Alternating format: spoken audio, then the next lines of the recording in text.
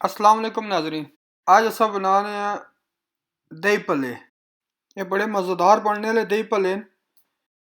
ये बड़े आसान तो ईजी बनने वाली रेसिपी है जिहड़ी आज मैं तुसें शेयर करना।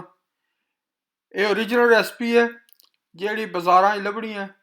तुस ट्राई करो, बड़ी मज़ेदार बनसी। अगर मज़ा ना आया तो पैसे वापस।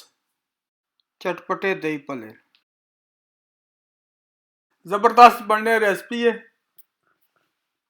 इसने वास्ते जेह्ड़ी जेह्ड़ी चीज़ां की जरूरत है वो मैं नाल तुसें दसना चाहसा। जिस तरह बनाना चाहसा तुसा उस तरह ही बनाया जे। स्किप ना करे, वीडियो पूरी तकिए। इंशाल्लाह तुसें कुछ सीखने वास्ते लभसी। ठीक है जनाब, हुण असां वीडियो लंबी ना करने, रेसिपी बनाना स्टार्ट करने हैं। तो जिसा दाल माश लई है, थोड़ा जा इसने च मीठा सोडा पाया। सारी दाल माश जिहड़ी है असां मशीन नाल ग्राइंड करी गिनसां। दाल माश जिहड़ी असां तकरीबन एक कप लई है तो घंटा एक असां इसी पानिया च, गर्म पानिया च सेड़ी के रखिया। सादे पानिया च असां सेड़िया, कोई चीज़ और नहीं पाई इसने च। ऐसा ग्राइंड करने चाहो तुसां चाहो तो ग्राइंडर भी मशीना च पाई के करी सकने हो, लेकिन इस तरह जरा ईजी होनी है। असां इस तरह कीती है, वो फिर जगह ना चमुटी जानी है ज़्यादा। तो ऐसे मशीन ना करो, ज़बरदस्त होसी इंशाल्लाह तुसानी। दाल असानी ग्राइंड हो गई है। इसमें 1 टीस्पून नमक पाया, हाफ टेबल स्पून असा रेड कश्मीरी लाल मिर्च पाई इसमें। इसमें हाफ टेबल स्पून जीरा, तो हाफ टेबल स्पून असा इसे धनिया मसाला पाया, तो 4-5 असा ग्रीन चिली कट्टी के इसमें सब पाइया। थोड़ा जा असा इसे नाल पानी पाया, तो इस तो बाद फिर मशीन ना असी ग्राइंड करने। हूँ चंगी तरह इस बैटर की ग्राइंड करसा असा, सब कोई मिक्स ही हो जाए तो चंगी तरह ग्राइंड भी हो जाए। मर्चा शर्चा सारा कुछ इसमें बिल्कुल बेहतरीन ग्राइंड हो जाने। अगर से थोड़ी ज़रूरत पे तो इसमें थोड़ा जा पानी और पाई गिनसा। तो वैसे सा दाल जड़ी असा सेड़ी भी सी, वो थोड़ा जा पानी उसने भी होना है। ऐसा तकने जाओ जिस तरह सकी चाहिए है, बस तकरीबन उस तरह होनी जानी है पी। चंगी तरह सा ग्राइंड करसा।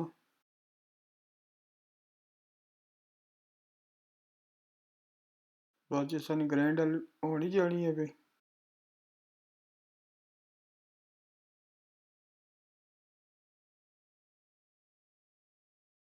कई बंदे इसी बेसन नाल बनाने, दही भल्ले जेह्ड़े ये बेसन नाल ही बनाने, लेकिन ये दाल माश नाल ही चंगे बनने।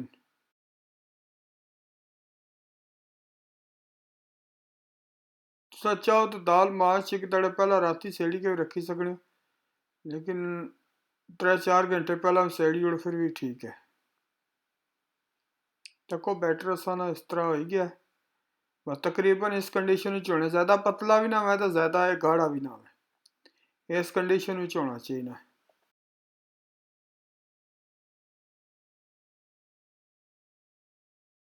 बैटर सन तैयार है। इस तरह होना चाहिए, थोड़ा थिक होना चाहिए।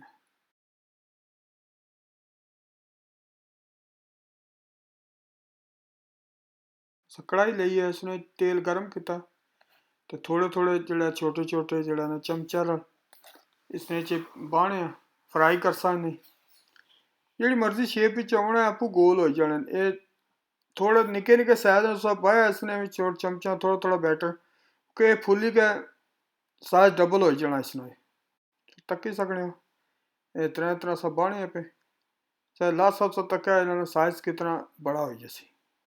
ये अग जी स्लो ही रखे है, मठी अग बनाया। आंच तेज़ नहीं होनी चाहिए। तेल असा ज़्यादा गर्म नहीं है, बस थोड़ा थोड़ा तेल गर्म हुआ इसने जो बाने जो।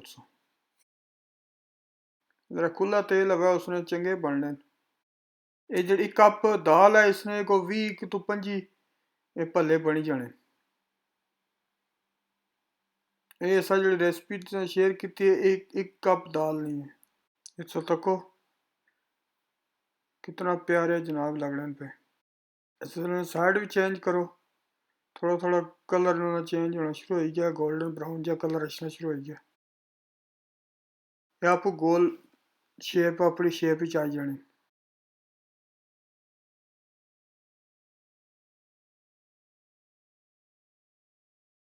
माशाल्लाह बड़ा प्यारा कलर आया इन्होंने, बिल्कुल फूली का सोहने बेहतरीन शक्ल चाहिए। तैयार हैं तो इस कंडीशन ने कड़ी क्या इन्हें की सारे कड़ी के फिर ये असा तेल निचोड़ी के इसी असा जरा ना इनकी स्टेट वे कड़ी के ठंडे पानी पाई किनसा। ये पानी तकरीबन घंटा ही कराउन, ये पानी सारा अपने अंदर जज़ब करी किन्ने फिर बड़े नरम बनने। इस पानी बाहर एक घंटा ही कसा इसी जड़ा पानी रखसा। उसका चाट वास्ते अस जी जी चीज़ की जरूरत है, अस आलू बॉयल करते नाल सा दही किंदा, थोड़ा जहा नार किंदा, ग्रीन चिली किंदी है असा, चाट मसाला किंदा, नमक असा किंदा है, प्याज असा कट्टी किन्ने स्लाइसां च, छोले असा बॉयल करी किंदे,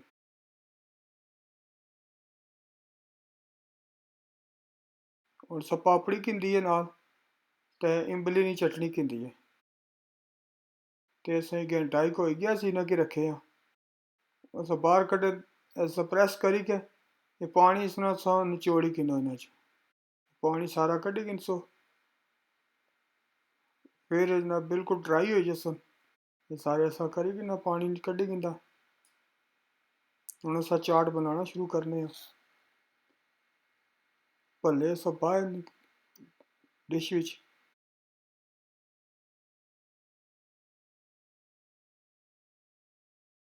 ना जिस आलू विच पाने शुरू किते, आलू छोटे रखो बड़े रखो थोड़ी मर्जी है, बड़े ज़रा सोहने लगने, ज़रा बड़े बड़े आलू कट्टे होन ते चंगे। आलू अस बाही किंदे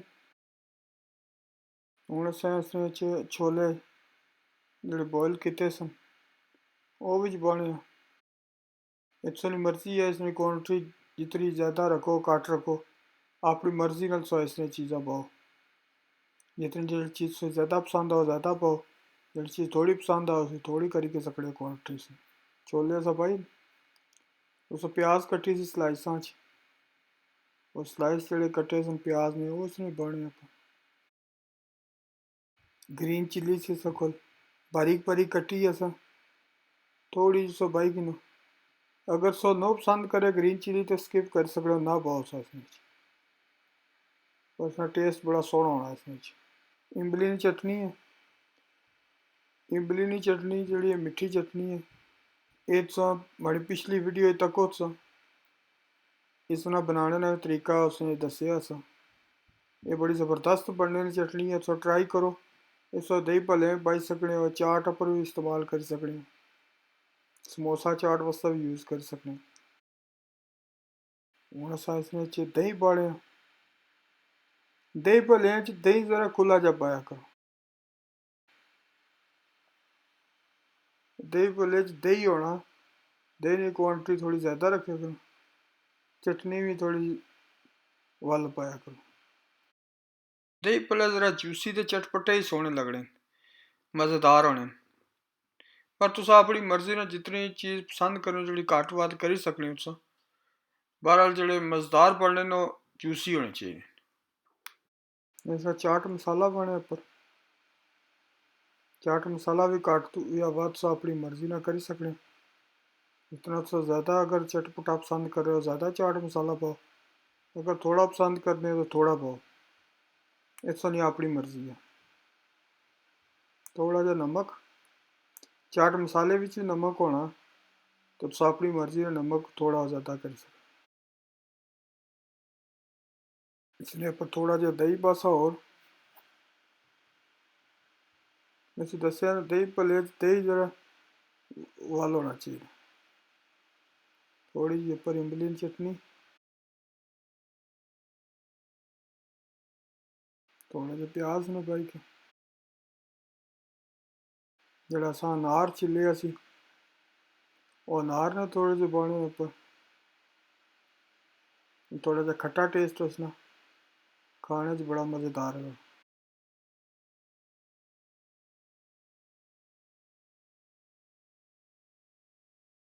असा जी पापड़ी सी उपर बनाई सी वो इसमें पाने हूँ। अगर मेरी ये वीडियो तुझे चंगी लगी है प्लीज़ मेरे चैनल की तुसा सब्सक्राइब करो, वीडियो की लाइक करो, शेयर करो, बेल आइकन बटन की प्रेस करो ताकि मेरी नवी अच्छी वाली वीडियो से नोटिफिकेशन लगे। वीडियो पूरी तकड़े ना शुक्रिया। अल्लाह हाफिज़।